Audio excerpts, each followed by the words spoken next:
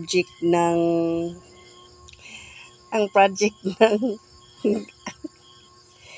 project ng grade 10 ko, ang gumawa si James, ang kanyang bunso namin, ang kanyang bunso na kapatid.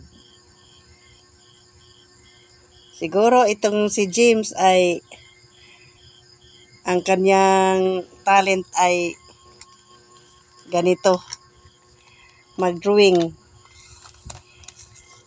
Kahit yun si Fernan, yung grade 8 ko, kapag may project sila na ipa-drawing, si James ang mag-drawing. Ang galing ng mag-drawing ng anak ko. Ayan, no? Drawing niya yan. Ano nga subject? Ano nga subject? Ayan, no? Oh. Oh. Ayan. Siya ay grade 4 pa lang. Hindi ko na ipakita ang mukha niya kasi baka ma-off comment kapag makita ang mukha niya. Pero okay lang man siguro. Yan. Ang galing-galing ni James.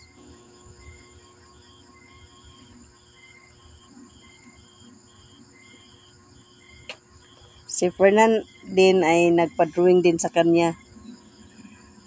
Ang subject ay science.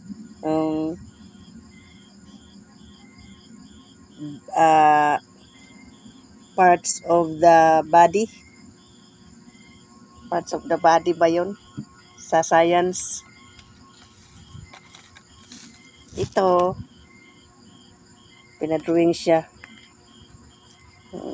Kasi magaling man siya mag-drawing. Alaman ito ni Jean Marie, pero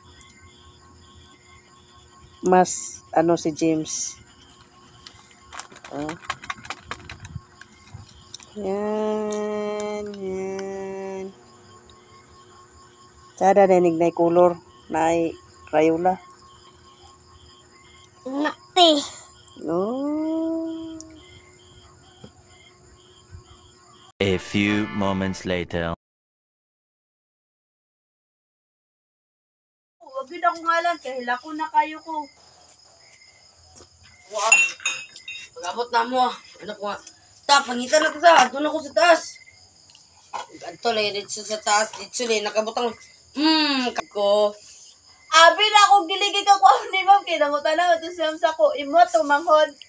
Anaday ko, anaday siya. Buutan to. Siya naging CR dito ba? Kadlok mimi sa CR, kay ngun siya ma'am, kay nadadya to. Baka man ka. Siya na ka dito, miss.